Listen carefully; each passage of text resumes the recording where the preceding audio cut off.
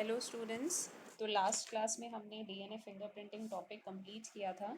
उस टॉपिक में से किसी एक स्टूडेंट ने डाउट पूछा है कि जो डीएनए फिंगरप्रिंटिंग है हम उसको पैटर्निटी टेस्टिंग के लिए कैसे यूज़ कर सकते हैं। मतलब अगर कोई चाइल्ड है and we want to confirm कि यही इस चाइल्ड के पेरेंट्स यही हैं, तो हम उसको कैसे कंफर्म करेंगे।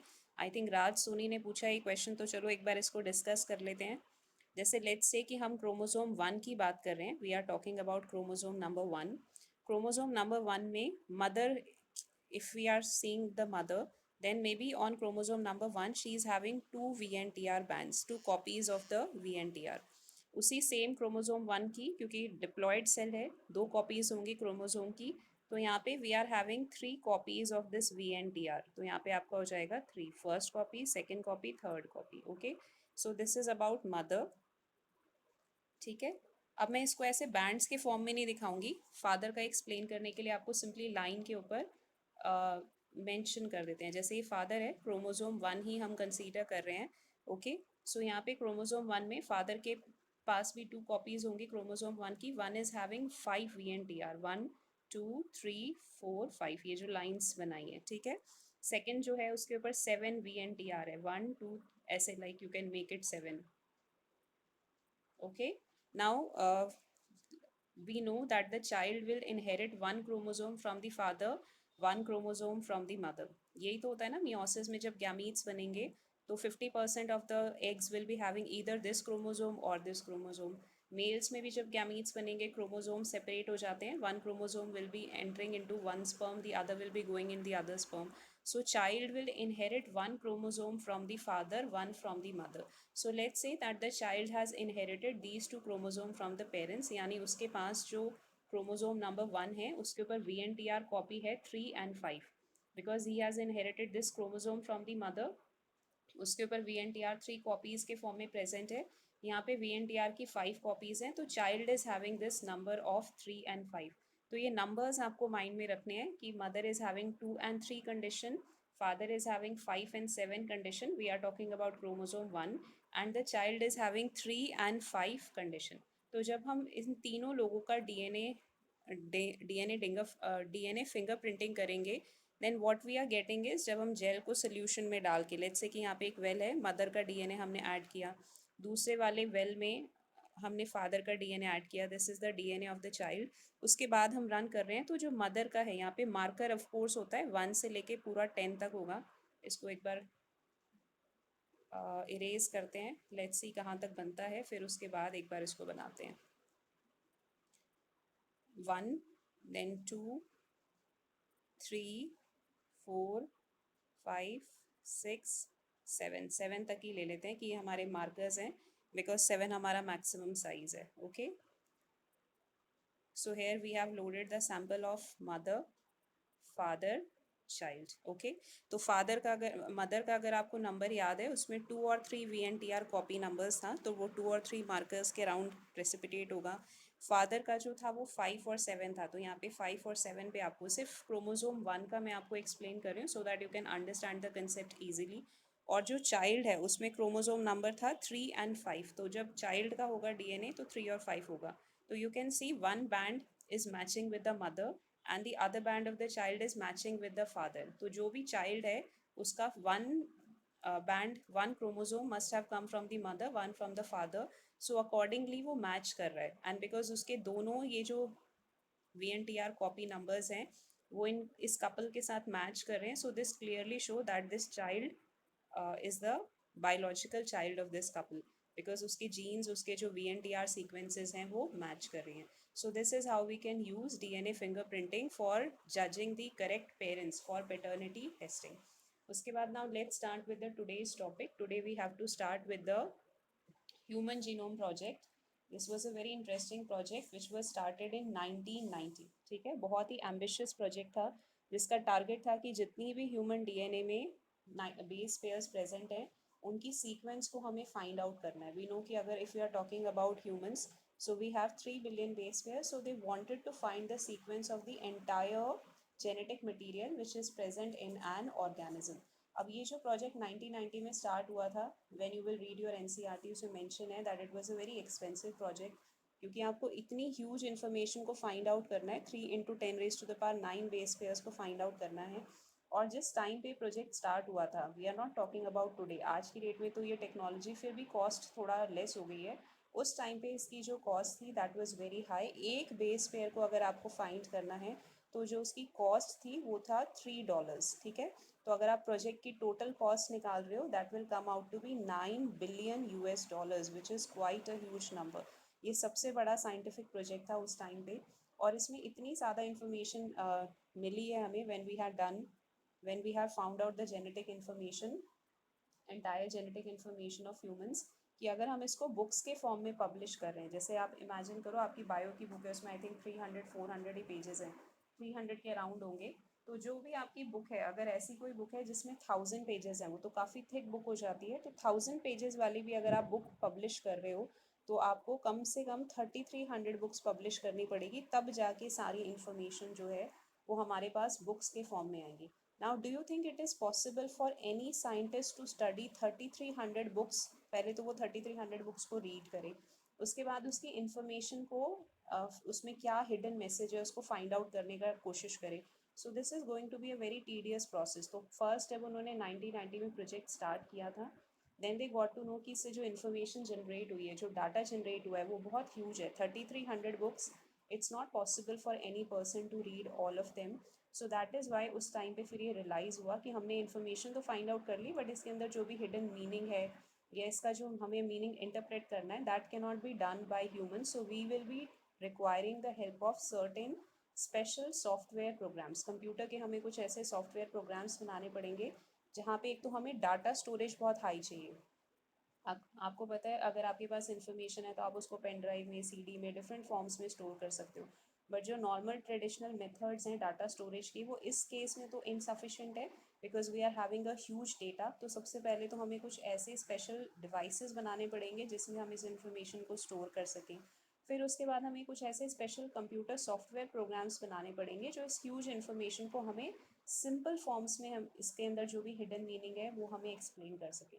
So at that time, a new branch came into existence, and that was your bioinformatics. Bioinformatics में बायोलॉजी और इन्फॉर्मेटिक्स यानी जो कंप्यूटर साइंसेज है दोनों को ज्वाइन कर दिया गया, क्योंकि उस टाइम की रिक्वायरमेंट थी कि हमें कुछ स्पेशल स्टोरेज डिवाइसेस बनाने हैं, स्पेशल जो है कंप्यूटर प्रोग्राम्स बनाने हैं। तो बायोलॉजी और कंप्यूटर साइंसेज मर्ज हो गए and a new branch came into existence which is known as bioinformatics. अब ये जो बायो इन्फॉर्मेटिक्स है, आज की डेट में भी बहुत अच्छा कोर्स है, ग्रेजुएशन आप इसमें कर सकते हो। बहुत सारे colleges BSc in bio informatics offer करते हैं। So when this human genome project was being done, तो ये बहुत लंबा प्रोजेक्ट था, 13 ईयर्स तक चला है। इसमें बहुत सारी कंट्रीज़ ने पार्टिसिपेट किया था। मेजर पार्टिसिपेंट्स तो थे, they were the USA, okay, UK, Japan था, फ्रांस, जर्मनी, चाइना, इंडिया के भी कुछ साइंटिस्ट ने इसमें पार्टिसिपेट किया था। और ये जो साइंटिस्ट थे, Indian scientist, they were working in IGIB, ठीक है। आईजीआईबी आपको पता होना चाहिए, जहाँ पे दिल्ली यूनिवर्सिटी का मेट्रो स्टेशन है, उसके पीछे एक बहुत बड़ा सीएसआईआर लैब है, ओके, रिसर्च लैब है। अगर किसी को जेनेटिक्स में रिसर्च करनी है तो ये इंडिया का जेनेटिक्स के लिए one of the most famous research institute है, and its full form is institute of genomics and integrative biology. आप नेट से भी इसको फाइंड आउट कर सकते हो। बहुत फेमस ये रिसर्च इंस्टीट्यूट है जेनेटिक्स के लिए। तो इसके भी कुछ साइंटिस्ट ने, इंडियन साइंटिस्ट ने इसमें पार्टिसिपेट किया था। और जब ये ह्यूमन जीनोम प्रोजेक्ट कंप्लीट हो गया तो वहाँ से हमारे इंडियन साइंटिस्ट को पूरा ट्रेनिंग हो गई कि कैसे हम ह्यूमन जीनोम को सीक्वेंस कर सकते हैं। Then they started sequencing the Indian genome. कुछ इंडियन लोगों को उन्होंने सिलेक्ट किया, उनका डीएनए सीक्वेंस पूरा फाइंड आउट किया, और जो प्रोजेक्ट इन्होंने स्टार्ट किया with the help of Indian government, उस प्रोजेक्ट का नेम उन्होंने रखा था इंडीजेन। इंडीजेन मतलब कि हम इंडियन लोगों का जो जीनोम है उसको हम फाइंड आउट करेंगे। सो इसमें सबसे इम्पॉर्टेंट रोल कौन से इंस्टीट्यूट का है? That is the role of IGIB, that is Institute of genomics and integrative Biology. तो हमने इंट्रोडक्शन तो कर लिया है इसका। नाउ लेट्स सी कि इस प्रोजेक्ट के सेलियन फीचर्स क्या क्या हैं। सेलियन फीचर्स नहीं, पहले गोल्स करना पड़ेगा। Now let's take out the goals of this HGP. HGP में जो सबसे फर्स्ट गोल था, that we wanted to find out all the genes which are present in the human DNA. Human DNA में जितनी भी genes present हैं हम उन सब का नंबर फाइंड आउट करना चाहते थे. सो जब प्रोजेक्ट कंप्लीट हुआ then we got to know. Actually जब ये प्रोजेक्ट स्टार्ट भी नहीं हुआ था, अभी हम आगे सेलिएंट फीचर्स में रीड करेंगे. At that time scientist were thinking कि ह्यूमंस के अंदर कम से कम भी 1.5 लाख जीन्स प्रेजेंट होंगे. But once the project got completed then they to their surprise they found कि जितना जीन वो एक्सपेक्ट कर रहे थे एक्चुअल नंबर उससे बहुत कम है. We are only having 20 to 25,000 genes present in our DNA. So that was the first thing which came to the conclusion. Then we of course ये तो है ही कि इस प्रोजेक्ट में हमने पूरा जो भी हमारे 3 बिलियन बेस पेयर्स हैं उनकी सीक्वेंस को हमने फाइंड आउट करना था. Then we wanted to store this information in databases. I have already told you optical disc है, फ्लैश मेमोरी डिवाइस है, कुछ स्पेशल डिवाइसेस आपको यूज़ करने पड़ेंगे.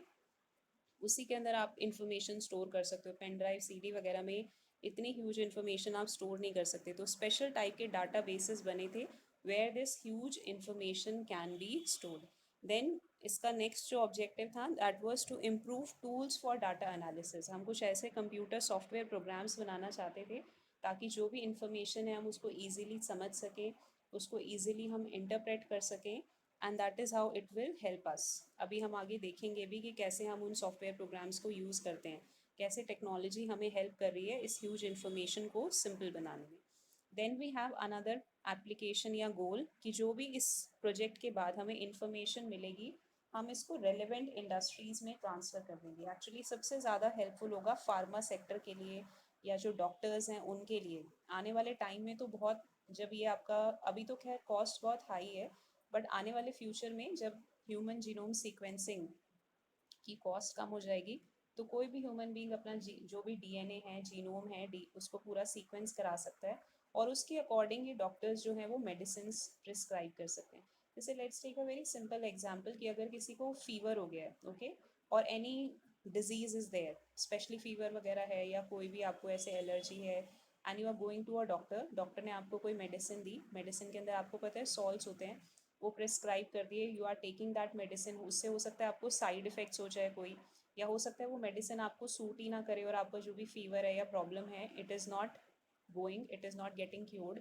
सो इन दैट केस जब आप डॉक्टर को रीविजिट करोगे आफ्टर अ गैप ऑफ 2 और 3 days तो डॉक्टर कई बार मेडिसिन चेंज कर देता है. वो कहते हैं कि आपको शायद ये सॉल्ट जो है वो सूट नहीं कर रहा, कोई दूसरी मेडिसिन दे देंगे जिसमें सॉल्ट डिफरेंट होगा जो उसी पर्टिकुलर कंडीशन के लिए है, सो दैट जो भी आपकी प्रॉब्लम है वो क्योर हो जाए.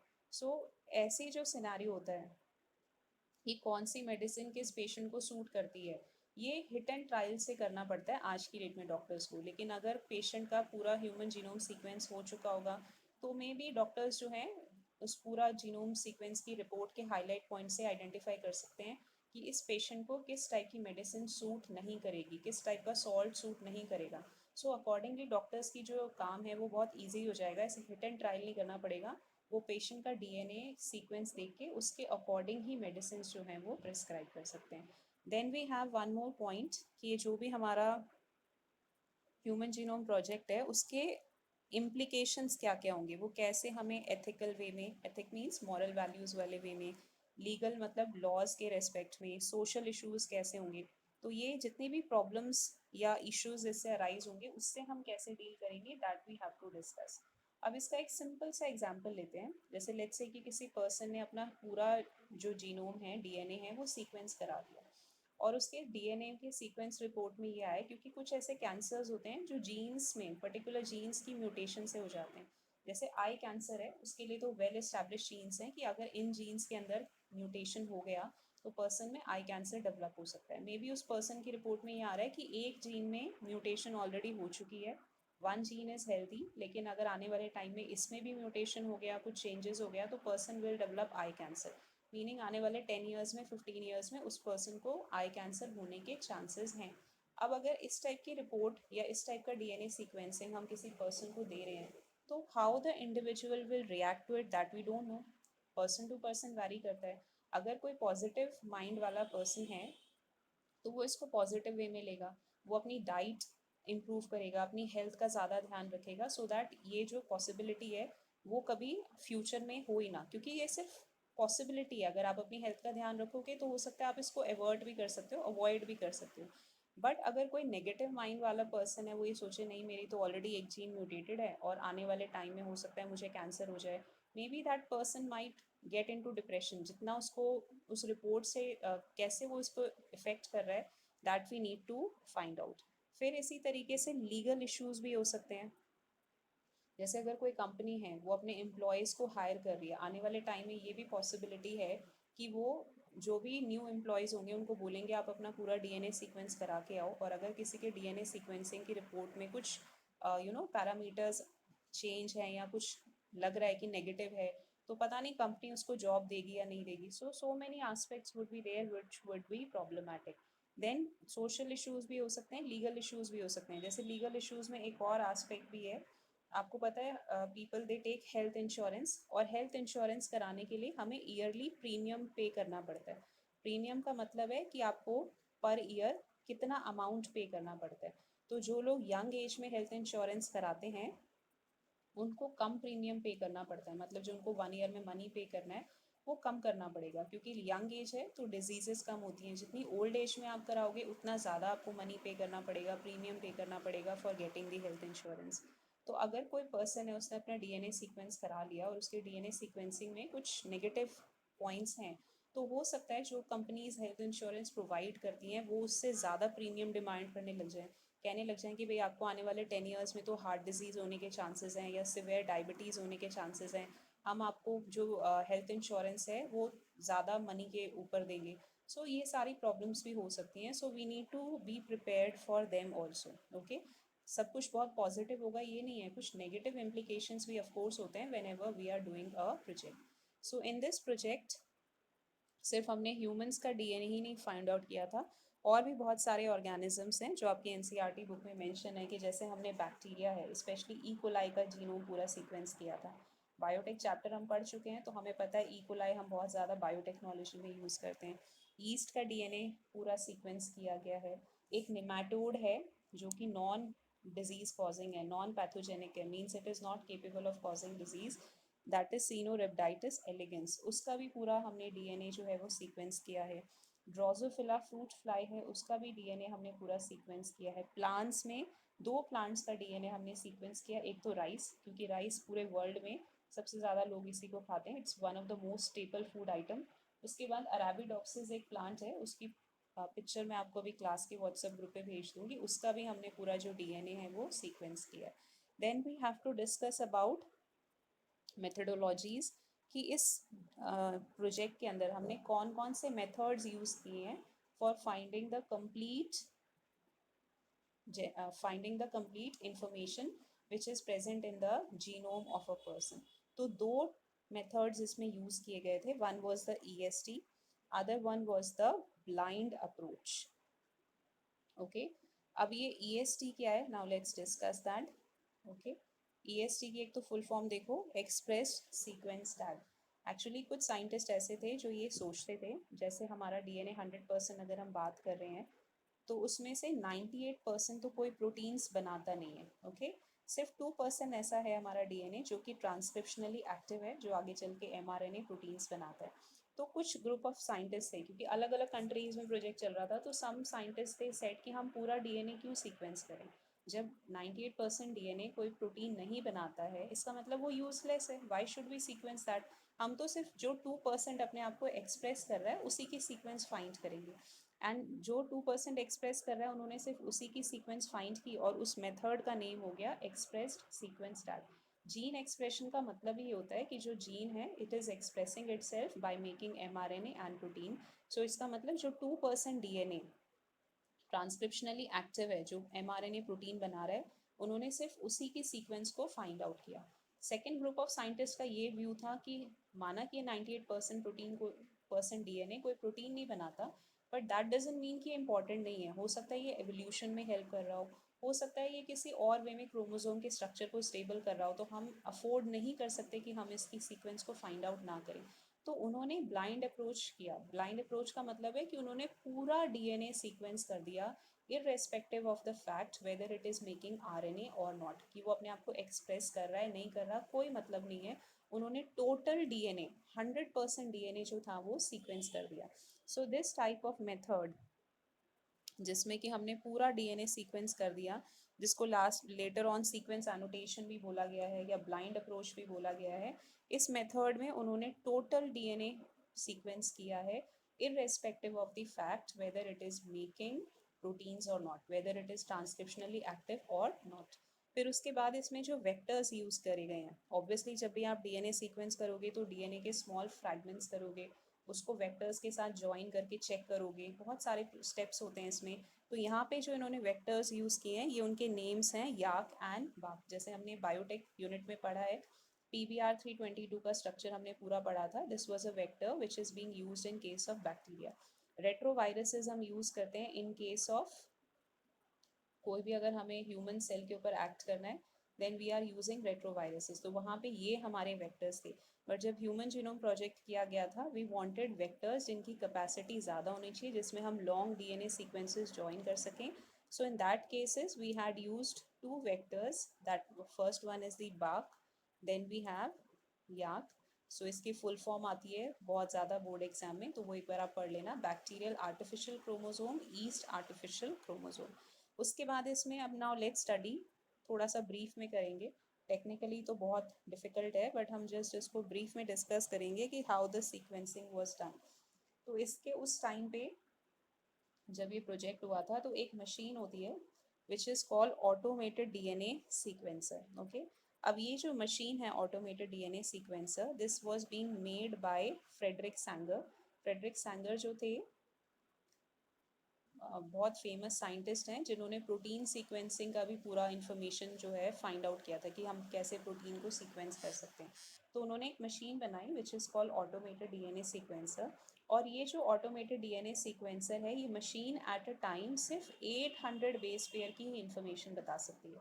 अगर आपने डीएनए का कोई ऐसा फ्रैगमेंट इसके अंदर डाल दिया जिसका साइज़ 800 बेस पेयर से ज़्यादा है, तो मशीन उसको रीड नहीं कर पाएगी।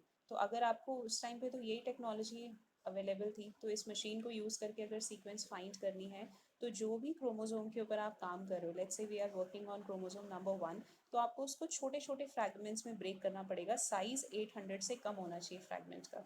तो इसमें पूरा यही इन्होंने एक्सप्लेन किया है कि जो भी क्रोमोसोम हमने सिलेक्ट किया, उसको पहले हमने आइसोलेट करा है, फिर उसको हमने स्मॉल पार्ट्स में ब्रेक करा है। स्मॉल पार्ट्स में ब्रेक करने के लिए हम क्या यूज़ करेंगे, we will be using restriction endonuclease, because we have already studied in biotechnology unit that these enzymes are the cutting scissors, these are the scissors which cut the DNA at specific points। तो उनको use करके हम जो chromosome है उसको small segments में पूरा break करेंगे।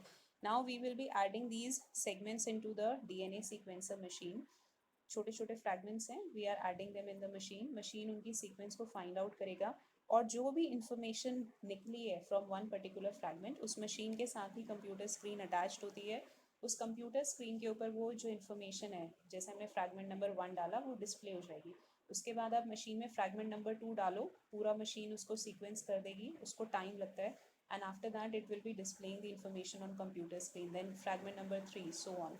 तो हमने एक एक करके क्रोमोसोम 1 की जितने भी फ्रैगमेंट्स थे उनकी पूरी इन्फॉर्मेशन फाइंड आउट कर ली।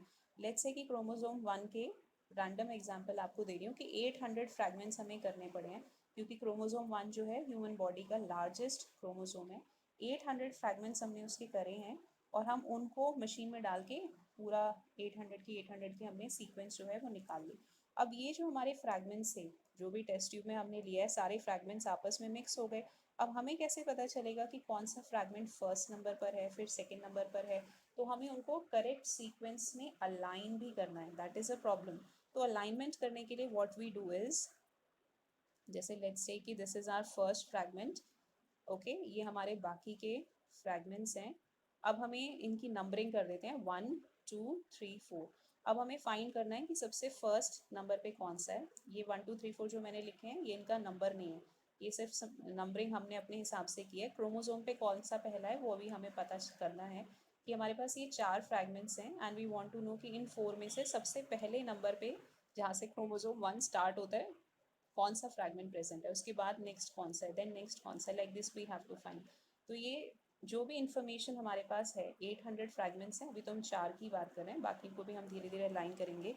तो हम इस कंप्यूटर में स्पेशल कंप्यूटर सॉफ्टवेयर प्रोग्राम्स डाल देते हैं जो सेगमेंट्स के एंड पर ओवरलैपिंग रीजन्स हैं उनको कंपेयर करके देखते हैं। जैसे जहाँ पे भी फ्रैगमेंट खत्म होता है और नेक्स्ट फ्रैगमेंट शुरू होता है, उस रीजन में इनकी सीक्वेंस ओवरलैपिंग होती है।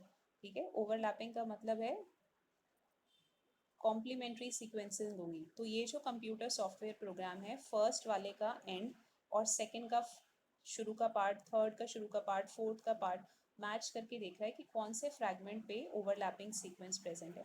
तो लेट्स से कि यहाँ से फर्स्ट क्रोमोसोम का और थर्ड क्रोमोसोम का सीक्वेंस मैच कर गया, यानी फर्स्ट क्रोमोसोम के लास्ट पे जो सीक्वेंस है और थर्ड फ्रैगमेंट के स्टार्टिंग में जो सीक्वेंस है वो मैच कर रही है, ओवरलैपिंग है।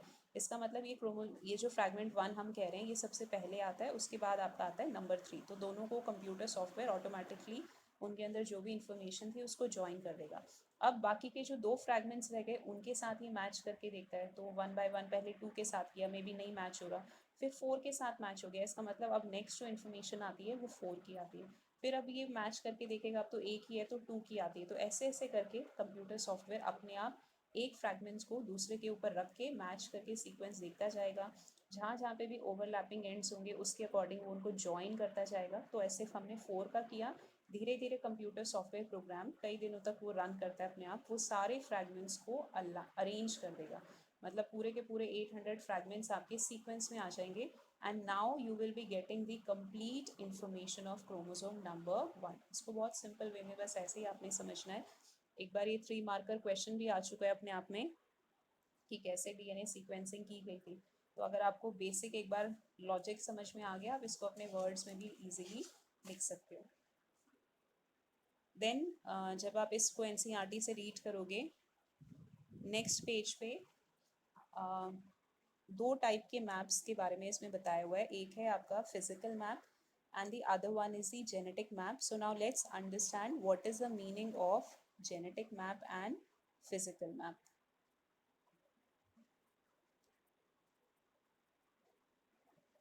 ओके, जैसे कि अगर आपने कभी इंटरस्टेट मैप देखा उठा के, कभी भी आप कोई पूरे स्टेट का मैप देख लो, राजस्थान का या किसी भी स्टेट का मैप देखोगे, उसमें मोस्टली मेन मेन जो लैंडमार्क्स हैं वो मेंशन होते हैं कि कितने डिस्ट्रिक्ट्स हैं, किस डिस्ट्रिक्ट में क्या स्पेशल है, कुछ कुछ इंपॉर्टेंट इंपॉर्टेंट लैंडमार्क्स मेंशन होते हैं।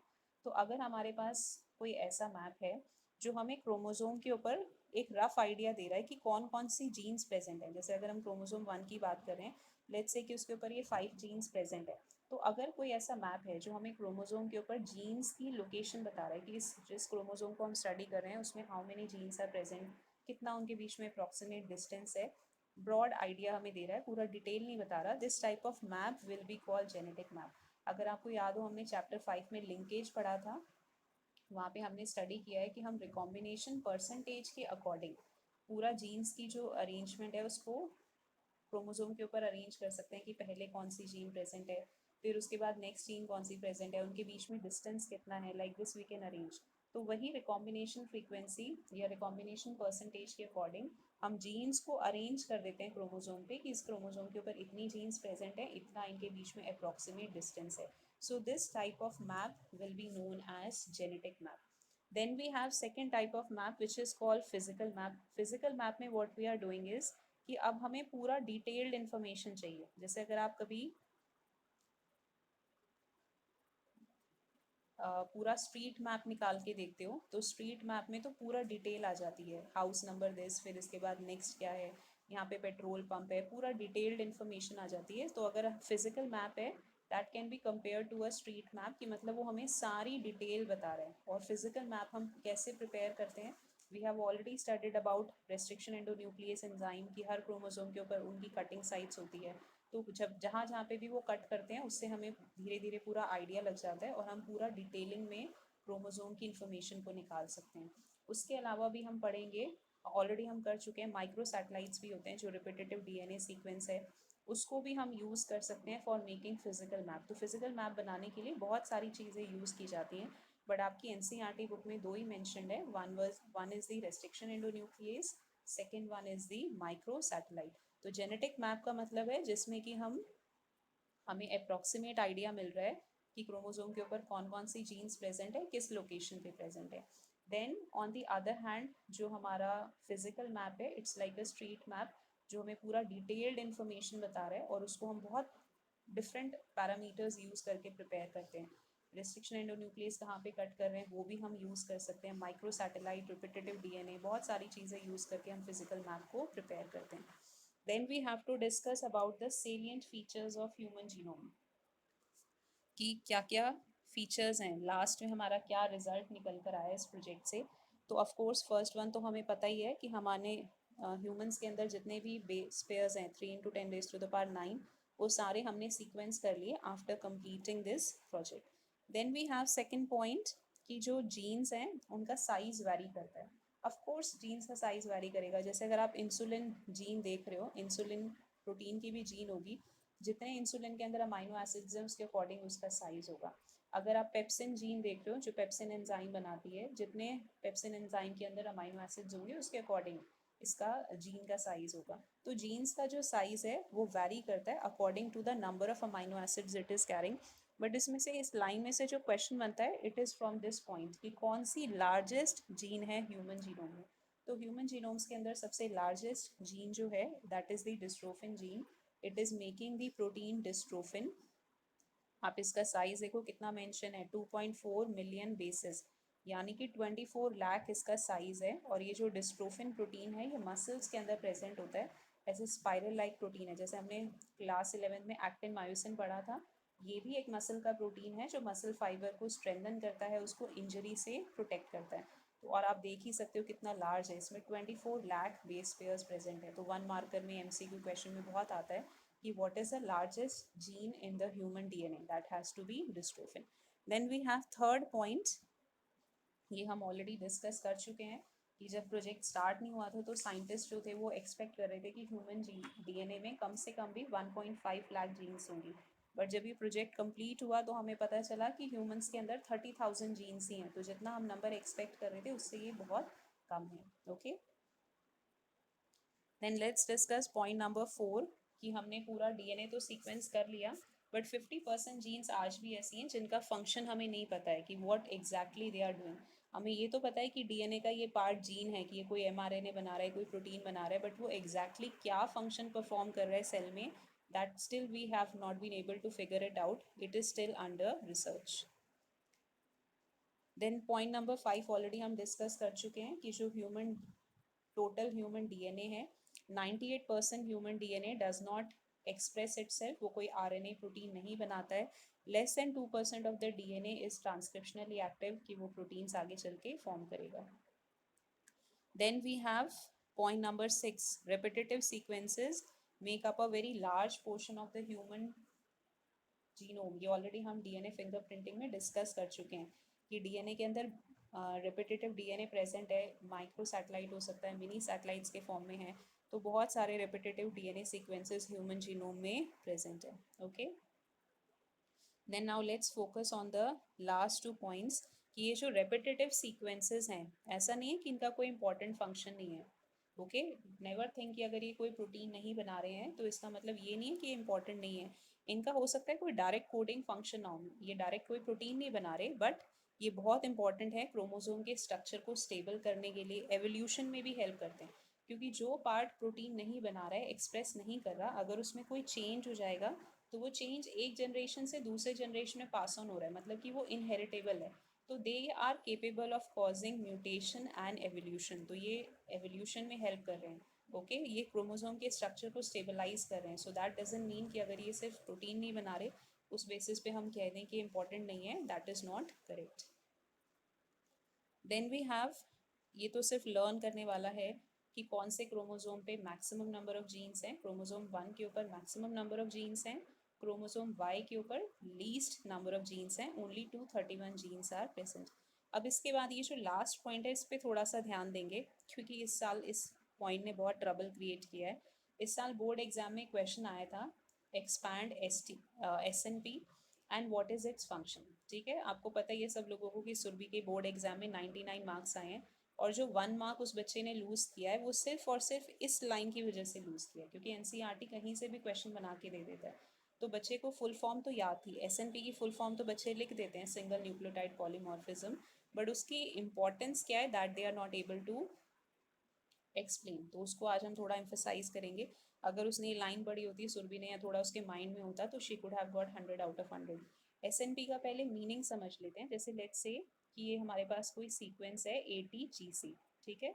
ये फर्स्ट पर्सन है, कोई एक पर्सन है, उसके डीएनए में लेट्स से क्रोमोसोम नंबर 10 के ऊपर ये वाली सीक्वेंस प्रेजेंट है स्टार्टिंग में। और सेम क्रोमोसोम के ऊपर सेम लोकेशन पे अगर हम सेकंड पर्सन में देख रहे हैं कि क्या इन्फॉर्मेशन प्रेजेंट है, तो वहाँ पे ATGC ना होके ये जो थाइमीन है ये रिप्लेस हो गया, लेट्स से C से रिप्लेस हो गया। बाकी सारी इन्फॉर्मेशन सेम है, बस एक बेस पेयर चेंज हो गया। तो अगर इस टाइप की पॉइंट्स हैं जहाँ पे एक न्यूक्लियोटाइड चेंज हो जाता है, सिंगल पॉलीमॉर्फिज्म का मतलब बताया था आपको डीएनए फिंगरप्रिंटिंग में मेनी फॉर्म्स, मतलब बहुत सारी वेरिएशन उसमें है।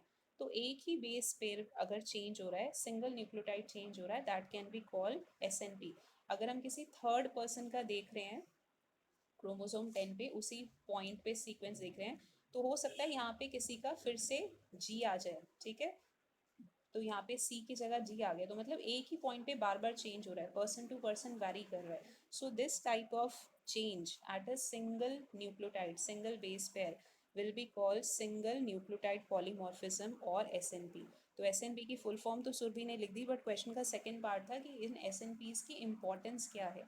तो ये जो अभी SNPs हैं ये बहुत इंपॉर्टेंट हैं बिकॉज ये ह्यूमन हिस्ट्री को ट्रेस करने में हेल्प करते हैं। अगर हमें मान लो कंपेयर करना है एंड कि कौन पेरेंट्स हैं, ग्रैंड पेरेंट्स हैं, या कि फर्स्ट जनरेशन है उसको 3 जनरेशन बैक से कंपेयर करना है, तो उस केस में हमें ह्यूमन हिस्ट्री को ट्रेस करने में हेल्प करता है। जैसे अब चैप्टर 7 सिलेबस में नहीं है, वहाँ पे हम ह्यूमंस के बहुत सारे फॉसिल फॉर्म्स भी स्टडी करते थे। तो अगर हम उनकी डीएनए सीक्वेंस को आज जो ह्यूमन होमोसेपियंस है उनके साथ कंपेयर कर रहे हैं, तो हमें उसको स्टडी करने में हेल्प मिलता है कि कितना चेंज हो चुका है डीएनए में, how much similarity do we have, या कितने चेंजेस हुए हैं। तो उससे हमें एवोल्यूशनरी पॉइंट ऑफ व्यू से स्टडी करने में हेल्प मिलती है। फिर डिजीज एसोसिएटेड सीक्वेंसेस भी हो सकते हैं। जो SNP है, कई बार एक सिंगल बेस पेयर भी डिजीज कॉज कर सकता है, जैसे कि हमने सिकल सेल एनीमिया में ऑलरेडी देखा है। तो ये कई बार डिजीज स्टडी में हमें हेल्प कर सकते हैं, फॉसिल या एवोल्यूशनरी पॉइंट से हमें हेल्प कर सकते हैं स्टडी करने में। And so you need to read each and every line of NCERT thoroughly। So I think इससे हमने ये पूरा जो टॉपिक है ह्यूमन जीनोम प्रोजेक्ट को कंप्लीट कर लिया। Just read this topic again from the NCERT।